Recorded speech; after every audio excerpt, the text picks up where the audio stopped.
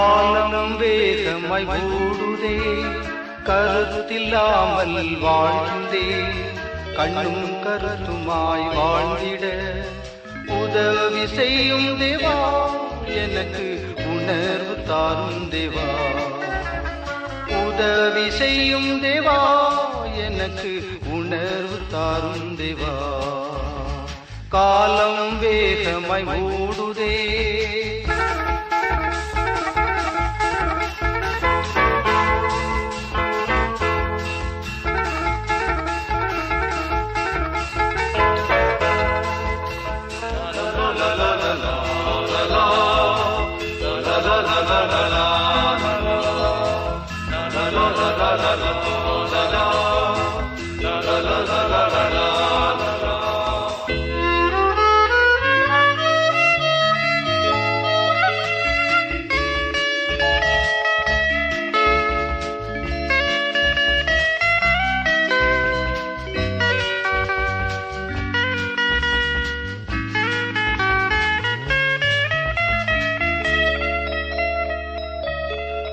உள்ளத்தில் மாற்றம் தேவை, எனக்கு வெளிவேஷம் என்றும் வேண்டாம்.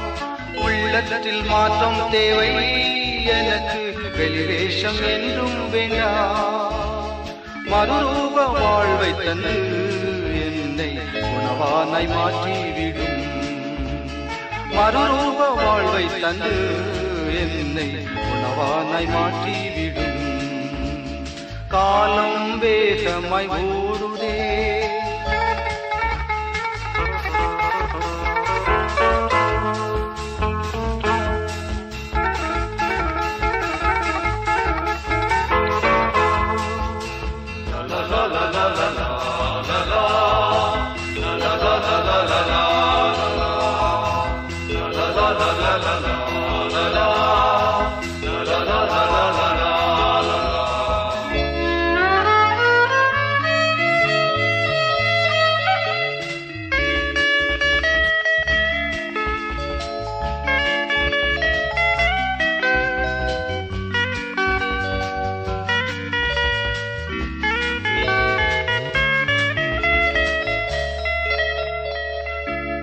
கல்வாரி காட்சி கண்டேன், அந்த காயங்கள் என்னால் என்றே.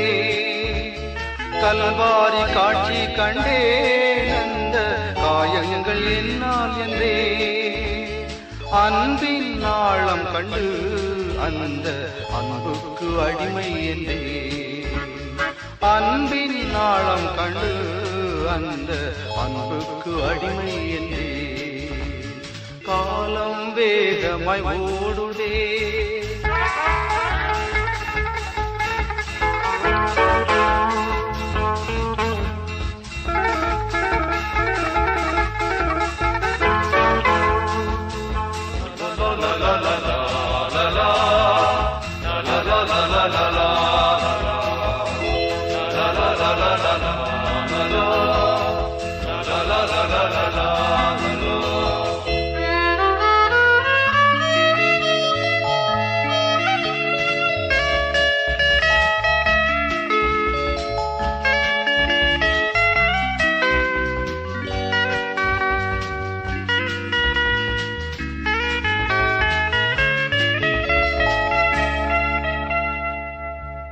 கண்ணீருடன் ஜெபிக்க எனக்கு ஜெபத்தின் ஆவி தாரும். கண்ணீருடன் ஜெபிக்க எனக்கு ஜெபத்தின் ஆவி தாரும். கிருபையின் காலம் இப்போதும் இயேசுவே அருள் கூர்ந்து எம்மை எழுப்பும். கிருபையின் காலம் இப்போதும் இயேசுவே அருள் கூர்ந்து எம்மை எழுப்பும். காலம் வேகமாய் ஓடுதே, கருத்தில்லாமல் வாழ்கின்றே, கண்ணும் கருத்துமாய் வாழ்ந்திட உதவி செய்யும் தேவா, எனக்கு உணர்வு தாரும் தேவா. உதவி செய்யும் தேவா, எனக்கு உணர்வு தாரும் தேவா. காலம் வேகமாய் ஓடுதே. ஆகமங்களின் வழியாக நற்செய்தி பணி சிந்தனைகளை சிந்தித்துக் கொண்டிருக்கிறோம். இன்றைக்கு எண் ஆகமம் என்று அழைக்கப்படுகிற பழைய ஏற்பாட்டின் இன்னொரு ஆகமத்தை நாம் சிந்திப்பதற்காக தேர்ந்தெடுத்திருக்கிறோம். எண் ஆகமம் என்பதை பொது மொழிபெயர்ப்பாக எண்கள் என்று எளிதாக மாற்றியிருக்கிறார்கள். 1300 அல்லது 400 ஆண்டுகள் கிறிஸ்துவுக்கு முன்பு மோசே என்கிற அவருடைய தாசனால் எழுதப்பட்டு சரித்திரத்துக்காக அருளப்பட்ட இன்னொரு புத்தகம் எண் ஆகமம். 40 ஆண்டுகளாக வனாந்திரத்தில் அவர்கள் வணிப்பயணத்தில் செய்ய மறந்த நிகழ்வுகளின் தொகுப்பாகவும் இந்த எண்ணாகமத்தின் 19ஆம் அதிகாரத்திலிருந்து 20ஆம் அதிகாரம் இருக்கிற அந்த பகுதி ஏறத்தாழ 38.5 ஆண்டுகளின் இடைவெளியை கொண்டதாக இருப்பதாக ஆய்வுகள் கூறுகின்றன. கடவுளின் மாறாத மாட்சிமை, அவருடைய மங்காத உண்மை, உத்தமம், அன்பு, வாக்குத்தத்த தேசத்துக்கு நேராக தம்முடைய இன மக்களை ஆண்டவர் நடத்துகின்ற விதங்கள் யாவும் இந்த முழு புத்தகத்தில் அழகாக சொல்லப்பட்டிருக்கிறது. இந்த புத்தகத்தின் இலக்கிய நயம் பாடல்கள், உரைநடைகள், இன மக்களின் கோத்திர வரிசை, முகாம் இட்டிருப்பதை பாளையம் என்று அழைக்கிறது, வாழ்வோ சாவோ வழியெங்கும் இருக்கிற ஆலோசனை, எச்சரிக்கை, கற்று தேர்வது என்று அவர்கள் வழியாய் கற்றுக்கொள்ளுகின்ற தாராளமான ஆவிக்குரிய நன்மைகளை வேத புத்தகம் சுமந்து வருகிறது. இன்றைக்கு நாம் இதை துவக்குவதற்காக எண்ணாகமத்தின் புத்தகம் 1ஆம் அதிகாரம் 2ஆம் வசனத்தை வாசிப்பதற்காக விரும்புகிறேன். நீங்கள் இஸ்ரவேல் புத்திரரின் முழு சபையாயிருக்கிற அவர்கள் பிதாக்குடைய வீட்டு வம்சங்களில் உள்ள புருஷர்களாகிய சகல தலைவர்களையும் பேர் பேராக எண்ணி தொகை ஏற்றுங்கள். கர்த்தர் சீனாய் வனாந்திரத்தில் ஆசரிப்பு கூடாரத்திலே மோசேயை நோக்கி செய்த கட்டளை.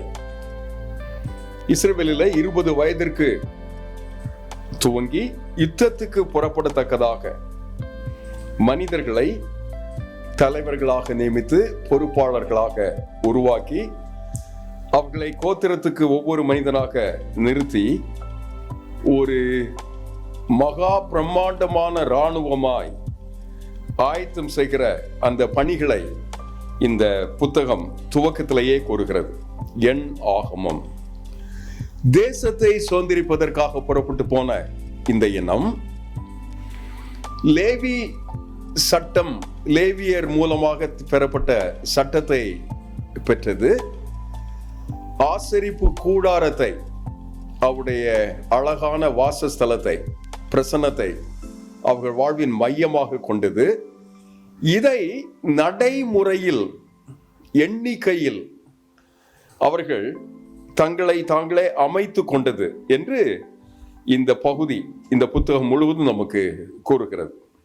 இன்றைக்கு இதை தியானிப்பதற்காக நாம் தியானிக்கும் போது எண்ணாகமத்தில் அவர்களுடைய கணக்கெடுப்பு, சென்சஸ் என்று ஆங்கிலத்தில் அழைக்கிறோம். 12 கோத்திரம், கோத்திரத்துக்கு ஒருவர், 20 வயதிற்கு மேலானவர். என்னவோ அந்த காலத்துல பெண்களுக்கு அப்படிப்பட்ட ஒரு அமைப்பு முறையே இல்லாத காலம். அவர்கள் ஒரு பொருட்டாகவே இல்லாத ஒரு கலாச்சாரம். தலைமை ஏற்பதற்காக இந்த மனிதர்களை ஆண்டவர் அமைக்கிறார். அவர்களுக்கு கொடி தரப்படுகிறது, பேனர் என்று கூறுகிறோமே அது தரப்படுகிறது. சேனை ஆகிறார்கள், பாளையம் இறங்குகிறார்கள். முகாம் என்று இப்போது அழைக்கிறோமே அதே போல முகாம் இறங்குகிறார்கள். எப்போதெல்லாம் வாசஸ்தலத்தில் ஆண்டவர் தம்முடைய மேக ஸ்தம்பத்தை பகலாக இருந்தால் தருகிறார், இரவாக இருந்தால் அக்னி ஸ்தம்பத்தை தருகிறார். அது வந்து நின்று எழும்பும் போது பாளையம் முழுவதும் ஆயத்தமாகி உடனடியாக உடன்படிக்கை பெட்டியை சுமந்தவாறு இந்த ஆசரிப்பு கூடாரத்தை மையமாக கொண்டு புறப்பட்டு அவர்கள் போகிறார்கள். இப்படிப்பட்ட கணக்கெடுப்புல கோத்திரம் கோத்திரமாய், குடும்பம் குடும்பமாய், தலைவர் தலைவர்களாய் அமைக்கப்பட்டு லேவியருக்கு ஒரு சிறப்பு பங்கு தரப்படுகிறது. அவர்கள் முதல் இந்த கணக்கெடுப்புல கணக்கு எடுப்பதற்கு விலக்கு தரப்படுகிறார்கள். அவர்கள் மட்டும் 20 வயது வரைக்கும் காத்துக்கொள்ள வேண்டியதில்லை. அவர்கள் பாலகனாக இருக்கும் போதே வேறு பிரிக்கப்பட்டவர்கள்.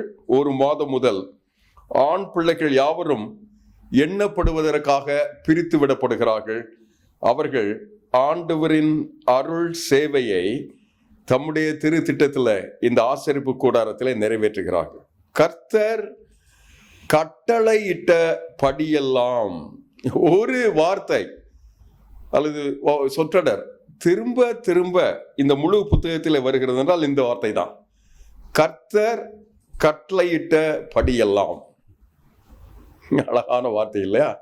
இன்றைக்கும் இப்படிப்பட்ட வாக்குத்தத்தம் பெற்றுக்கொண்ட விசுவாச சந்ததியாய் கடவுளின் முகத்துக்காக, அவரின் அழகுக்காக, அருளுக்காக, அவருடைய கிருபைக்காக நம்ம காத்திருக்கும் போது செய்ய எதிர்பார்க்கப்படுவது, அவர் அருள போகிறார், அவர் செய்கிறார், செயலாற்றுகிறார். இப்படி அவர் செய்கிற இந்த காரியங்களை எதிர்பார்க்க ஆண்டவர் விரும்புவது இந்த புத்தகம் கற்றுத்தருவது கர்த்தர் கட்டளையிட்டபடியெல்லாம். அதற்கு நிகராக வருகின்ற இன்னொரு வார்த்தை 3ஆம் அதிகாரம் 16ஆம் வசனம் கூறுகிறது, மோசே கற்பித்தபடி எல்லாம். கர்த்தர் கட்டளையிட்டபடி அதை ஏற்று நிறைவேற்றி மோசே, ஆரோன், அவனுடைய குமார் எலியேசர், இப்படி கடவுளின் திட்டத்தை இந்த பூமியில நிறைவேற்றுகின்ற கடவுளுடைய பிள்ளைகளாய் கற்பித்தபடி வாழ்ந்துட்டோம்னா பாளையம் முகாம் கடவுளின் மகத்தான திட்டத்திற்காக பிரித்து விடப்பட்ட இனமாய் பூமி எங்கும் வைத்திருக்கிற தம்முடைய திட்டத்தை நிறைவேற்றுவதற்கு இந்த இனத்தை பாலும் தேனும் ஓடுகின்ற தேசத்தை சுதந்திரிப்பதற்காக அவர் நடத்துகிறார். அழகான நடத்துதலில் ஆண்டவர் அவர்களுக்கு அருளிய கிருபை, திறனான ஒரு தலைமைத்துவத்தை ஆண்டவர் அவர்களுக்கு கட்டளையிடுகிறார். ஒரு செட்டில் ஸ்பிரிட். நாம் கடவுளின் பிள்ளைகள். நம்முடைய கோத்திரத்து தலைவன் கடவுளின் திட்டத்தை ஏற்று நடத்துகிற முன்னிற்கிற தலைவர். இப்படி இவர்கள் புறப்பட்டு போய் கடவுளின் திட்டத்தை இந்த பூமியில நிறைவேற்றுவதற்காக போகும்போது இனம் இனமாய், கோத்திரம் கோத்திரமாய், வம்சம் வம்சமாய், பிறகு குடும்பம் குடும்பமாய் கடவுளின் வாசஸ்தலத்திற்கு, சூழலில்லை கூடார வாசலுக்கு முன்பே இவர், பின்பே இவர், இடையே இவர், சூழ இவர் என்றெல்லாம் தங்களை அமைத்து கொண்டு பாதுகாப்புக்காக சுமை சுமக்க, பணிவிடை செய்ய, அடுத்து செய்ய வேண்டிய எல்லா வேலைகளையும் செய்து முடிக்க, செய்ய வேண்டிய அனைத்து அலுவல்களையும் செய்து முடிக்க எண்ணப்பட்ட எல்லாரும் தங்கள் தங்கள் பணியினை அழகாய் நிறைவேற்றினார்கள். இதுதான் இந்த புத்தகம் முழுக்க முழுக்க நமக்கு கற்றுத்தருகின்ற ஒரு முக்கியமான போதனை. நோயுற்றோர், கொடு நோயில கஷ்டப்படுவோர், பரிசுத்தத்துல எங்கேனும் தீட்டுப்படுவோர், பாளையமே தீட்டுப்படும் என்பதனால விலைக்கு வைக்கப்பட்டார்கள். கட்டளையை மீறினவர்கள் அபராதம் தரப்பட்டார்கள். குற்றம் சுமத்தப்பட்டவர்கள் அதற்கான தண்டனையை பெற்று பலி செய்து தங்களை சரி செய்த பிறகு இந்த குழுவோடு பாளையத்துக்குள்ளாக திரும்ப வந்தார்கள். நசரேய விரதம் இருந்தார்கள். கடவுளின் திட்டத்தை இப்படி அவர்கள் அழகுபட நிறைவேற்றி திறன் வெளிவரும்பால் போல அவருடைய திறம்பட தலைமைத்துவத்தை வெளித்தந்தார். எதற்கு? வாக்குத்தத்தம் செய்யப்பட்ட அந்த தேசத்தை சுதந்திரிப்பதற்காக அனுப்பப்பட்டவர்களாக அவருடைய மனோநிலை, அவருடைய நோக்கு, அவருடைய எண்ணங்கள் முழுக்க முழுக்க அவைகளிலே கவனமாக இருந்தது. அவர்களுக்கு அங்கீகாரம் இருப்பதற்காக, அவர்கள் யார்? இந்த யாவே என்கிற கடவுளின் பிள்ளைகள். பழைய ஏற்பாட்டின் கடவுள் யாவே, கர்த்தரின் பிள்ளைகள், ஆண்டவரின் பிள்ளைகள். அவர்கள் இந்த வம்சத்தை சார்ந்தவர்கள், இந்த கோத்திரத்தை சார்ந்தவர்கள். இப்படி இதற்கான பிரத்யேக அழைப்பு பெற்றவர்கள், அங்கீகாரம் பெற்றவர்கள். இல்ல, நான் கடவுளின் பிள்ளை என்கிற ஒரு அங்கீகாரம் இருக்கிறது இல்லையா? நான் இப்படியோ பின்னணி என்னென்ன விதங்களிலேயோ நான் வாழ்ந்திருக்கிறேன். ஆனா நான் இப்போது கடவுளின் பிள்ளை, யாவேயின் தலைவர், கர்த்தரின் கடவுள் என்று நான் தெரிந்தெடுத்தேன் என்றால் எத்தனை அங்கீகாரம், எத்தனை தைரியம், எத்தனை திறன் எனக்குள்ளாக வெளிவருகிறது. நான் யார் என்று எனக்கு தெரிஞ்சிருச்சுன்னா, என்னுடைய கடவுள் யார் என்று நான் தெரிந்து கொண்டேன் என்றால், ரெண்டு நடந்துச்சுன்னா, கொடி பேனர் கூடி அணிவகுத்து ஒரு மகத்தான திட்டத்திற்காக கடவுள் இவர்களை அழைப்பதை வேதவசனம் கூறுகிறது. அவருடைய பெரிய திட்டத்தினால 2 கணக்கெடுப்புகள் இங்கே நடக்கிறது. லக்கம் என்று இதை கூறுகிறோம். ஒன்று சீனாய் மலைக்கு அருகாமையில் சற்று 15-16 அதிகாரங்கள் முடிந்த பிறகு யோர்தான் நதிக்கரையில இன்னொரு கணக்கெடுப்பு நடக்கிறது. 2 கணக்கெடுப்புகளையும், ஒரு கணக்கெடுப்புல ஏறத்தாழ 20 லட்சம் பேர், இப்போது இன்னொரு கணக்குல 6 லட்சம் பேர், இத்தனை திரளான மனிதர்கள் அங்கு இருந்தார்கள் என்றும், இந்த குறிப்பிட்ட ஒரு அதிகாரத்திலேயே ஏறத்தாழ 38.5 ஆண்டு காலம் வீணடிக்க வேண்டியதாக இருந்ததாகவும் வேதவசனம் கூறுகிறது. செயல்பட, களம் இறங்க உருவாக்கிய கடவுளுடைய பிள்ளைகள் பாளையம் முகாம் இறங்கி கடவுளின் திட்டத்தை சுமந்து செய்யும் போது அர்ப்பணம் இருக்கிறது. வெறும் அர்ப்பணம் சொப்பனமாகவே இருப்பதும் இல்லை. இலக்கம் கொண்ட இந்த மனிதர்கள் லக்கு கொண்டு வாழுகிறார்கள், அர்ப்பணத்துக்காக வாழ்கிறார்கள். வெறுமனே பகல் கனவு செய்வதற்காக அல்ல, தரிசனம் கொண்ட ஒரு பார்வையை கொண்டவர்களாக இருக்கிறார்கள். என்ன செய்கிறார்கள்? அவர்களுக்கு அவர் தம் தம் பணியினை மேற்கொள்ளுகிறார்கள். எகிப்து தேசத்துல சாவுக்காக, அடிமைகளாக கூக்கரலிட்டு செத்து மடிய வேண்டிய மனிதர்களை ஆண்டவர் மீட்டு, ஓரங்கட்டப்பட்டவர்களை, ஒதுக்கப்பட்டவர்களை, ஒதுங்கி நிற்கிறவர்களை என்று அவர் சேர்த்து வாக்கு தந்து, விடுதலை தந்து, பாலும் தேனும் ஓடுகின்ற அந்த கானான் தேசத்துக்காக அழைக்கும் போது அவருக்கு தம் தம் பணிகளை செய்வதற்காக, மேற்கொள்வதற்காக திறன் தருகிறார். எவ்வளவு உண்மை! வளம் தருகிறார், நலம் தருகிறார், செல்வம் தருகிறார், செல்வாக்கு தருகிறார். பேனர், கொடி என்றெல்லாம் இப்போது பேசிக் கொண்டிருக்கிறோமே, அவைகள் தான் என்று நினைக்கிறேன். இவைகளை கொண்டு ஆவிக்குரிய வாழ்க்கையில் பயணப்படுவதற்காக ஆண்டவர் அழைக்கிறார். லக்கம் கொண்டாயிற்று, அமைப்பாக்கி ஆயிற்று. இப்போது லக்கு கொண்டு உழைப்பதற்காக கடவுள் நம்மை அழைக்கிறார். இந்த லக்கத்திற்கும் இந்த லக்குவுக்கும் இடையில் நான் நிறுத்தப்பட்டிருக்கிறேன், நாம் நிறுத்தப்பட்டிருக்கிறோம், நாங்கள் நிறுத்தப்பட்டிருக்கிறோம், நீங்கள் நிறுத்தப்பட்டிருக்கிறீர்கள்.